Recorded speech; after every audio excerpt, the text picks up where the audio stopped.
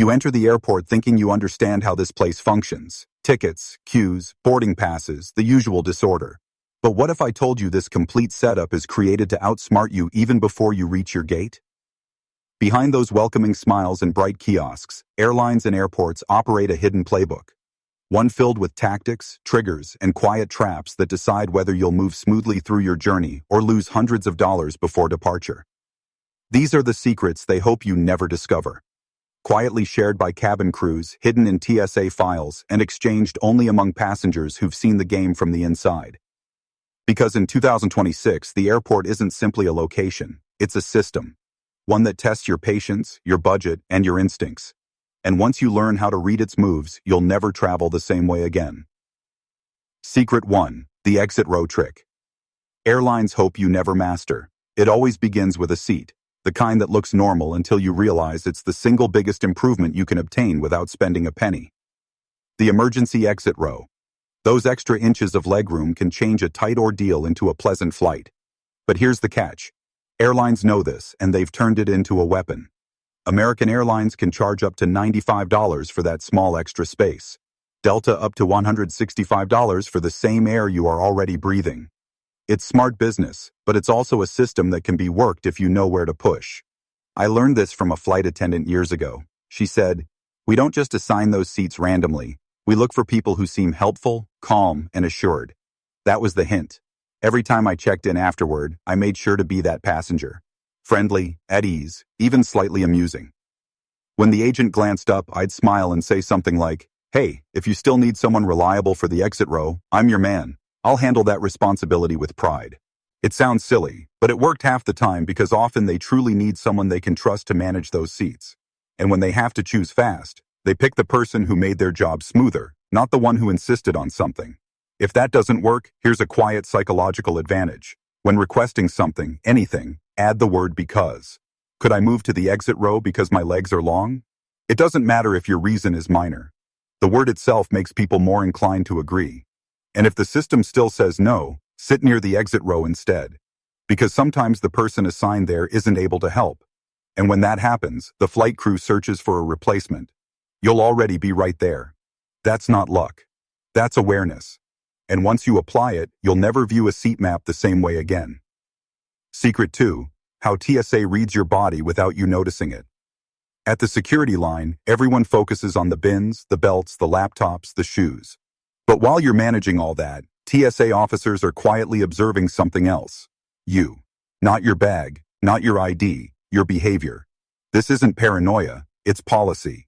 For years, the TSA used something called the SPAT program, screening passengers by observation techniques. It sounds like some advanced psychological science, but what it really came down to was guessing. They were trained to examine your face, your hands, your posture, searching for stress signals. Maybe you yawn too widely, sweat a little too much, stare too long, or your face looks pale after shaving a beard. Any of these could quietly mark you for extra screening. The problem? It doesn't work. The Government Accountability Office dismantled the system years ago, saying there was zero scientific evidence it could identify threats. Yet the TSA still invests millions into similar behavioral analysis methods today. Same game, new name. What makes it worse is how little supervision there is. They don't record race or identity when flagging passengers, which means some people get targeted more often than others. No pattern, no accountability. So, how do you protect yourself from being randomly chosen? You don't fake calmness, you practice it. Don't stare around like you're acting innocent. That's a beginner move. Keep your body relaxed, your breathing even, your tone courteous but brief. Look like you've done this 1,000 times, even if you're secretly worried about that forgotten bottle of water in your backpack. Because here's the irony. The harder you try to look innocent, the guiltier you appear. Blend in. Be natural. TSA can't read your mind, but they'll happily misread your nerves. Secret 3. The gate agent surveillance game. You never noticed. You think the real fight starts when boarding begins, but the truth is, you're being evaluated long before that scanner beeps. Gate agents aren't just checking documents and smiling for show. They're scanning the crowd, quietly hunting for oversized bags before you even step in line. Watch closely next time. They'll sit at their desk, pretending to type, glancing up every few seconds. Their eyes move like radar, tagging passengers with carry-ons that look suspiciously full or bulky. When boarding starts, those names or faces are already mentally noted, ready to be pulled aside and charged. Why?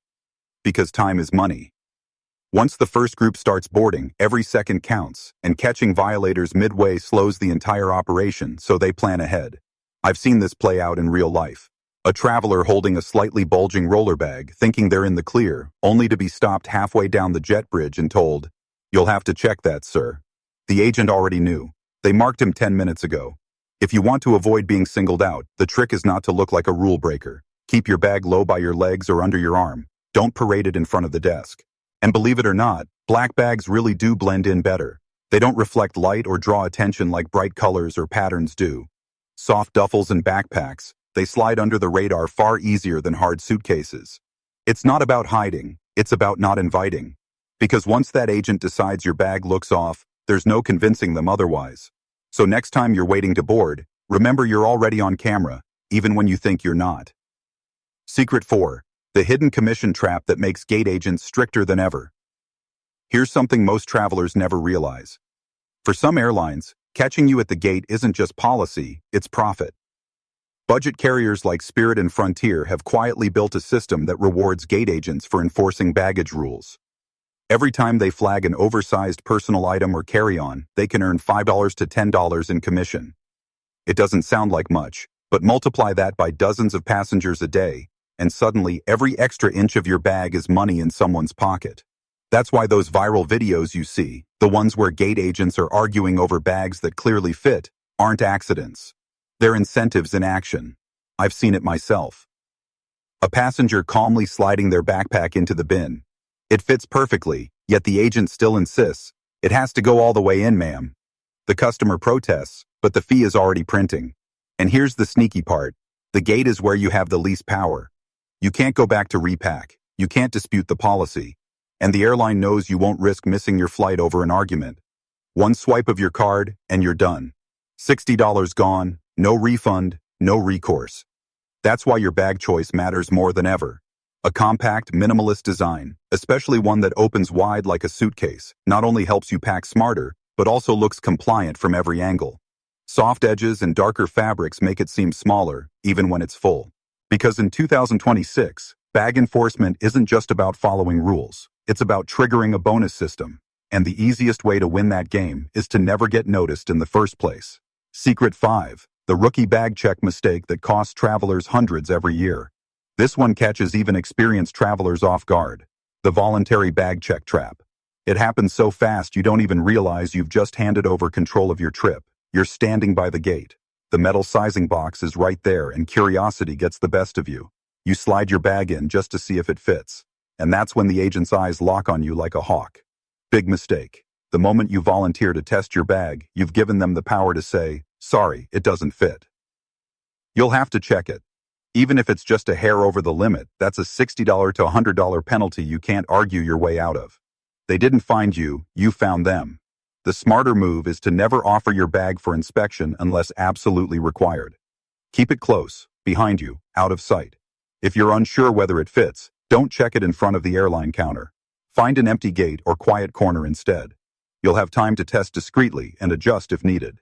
Maybe wear an extra jacket or slip heavier items into your pockets. Some pro travelers even use clothing with hidden compartments, jackets or vests with enough storage to fit a laptop, chargers, or even a pair of shoes. It's not about tricking anyone. It's about protecting yourself from a game designed to trip you up. The sad truth? Airlines know that once your bag touches that sizing bin, you've basically signed the contract.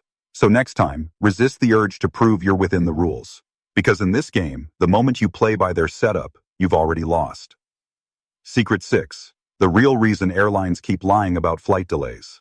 If you've ever been stuck at a gate watching your flight delay jump from 30 minutes to an hour to 2 hours and counting, you've probably wondered, why can't they just tell me the truth from the start?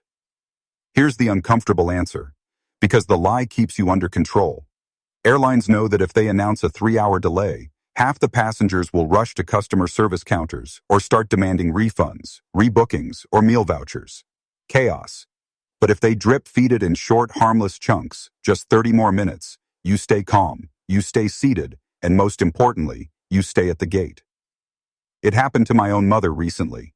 She was flying business class to visit her granddaughter, sitting nervously at the terminal as the airline kept promising just another half hour. What they didn't say was that the mechanical issue would take hours to fix. She waited and waited, afraid to leave even for the lounge because at any moment they might call boarding. This isn't accidental, it's a tactic. Smaller rolling delays reduce complaints, prevent rebookings, and keep people captive. And in some cases, airlines even undelay a flight, fixing an issue early and pushing departure sooner than posted. The goal: minimize refunds, maximize control. But here's the smart traveler's countermove. Track your plane yourself. Use apps like Flight Radar 24 or FlightAware to see where your aircraft actually is. If it's still halfway across the country, you know the 30-minute delay is a fantasy. That's your cue to relax, grab food, or plan your next move, not sit frozen at the gate like a hostage. Airlines may own the schedule, but once you understand the psychology behind their announcements, they lose their grip on you. Secret 7. How airlines secretly cancel your seat before you even miss your connection. Imagine this. You're sprinting through the airport. Your connecting flight is boarding and you're seconds away from making it.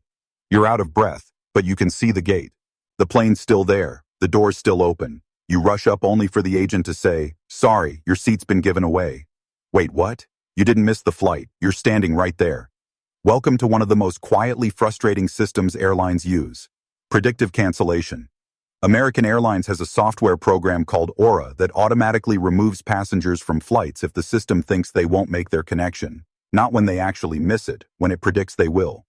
On paper, it sounds efficient, clearing up seats for other travelers. But in reality, it means passengers like you, who might have sprinted across terminals or benefited from another delay, are left stranded. And once your seat's gone, it's gone. You're rebooked, rechecked, and recharged like it's your fault. Here's where it gets worse. Not every airline plays by the same rules.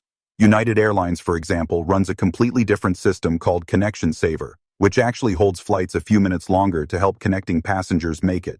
It's proof that the technology can be used for you, not against you. So, if you ever find yourself suddenly offloaded despite being on time, don't just accept it quietly. Ask if your removal was predictive. If it was, demand compensation for involuntary denial of boarding. That phrase matters. It's your legal shield to claim hotel, meal, or even cash vouchers. Because in the data-driven age of travel, it's not enough to show up. You have to beat the algorithm that's already decided your fate. Secret 8. The hidden flight credit trap after cancellations. When your flight gets canceled, it feels like chaos. Long lines at the counter, phones ringing nonstop, passengers arguing, everyone just trying to get home. But somewhere behind all that noise, airlines are quietly running another play. One that looks generous on the surface, but often costs you more in the long run. It's called the flight credit trap. When your flight is canceled, airlines love offering you travel credits instead of cash refunds. Sounds fair, right? You still get to use what you paid for, but here's the truth. Those credits come with fine print sharper than a boarding pass edge. Most have strict expiration dates, sometimes as short as 12 months, and they often can't be transferred, split, or even combined. Worse, some systems quietly reset the clock. If you book a new flight and cancel it again, the credit may expire from the original issue date, not the new one. Travelers who think they're being patient end up losing the entire value without realizing it. And that's not even the sneakiest part.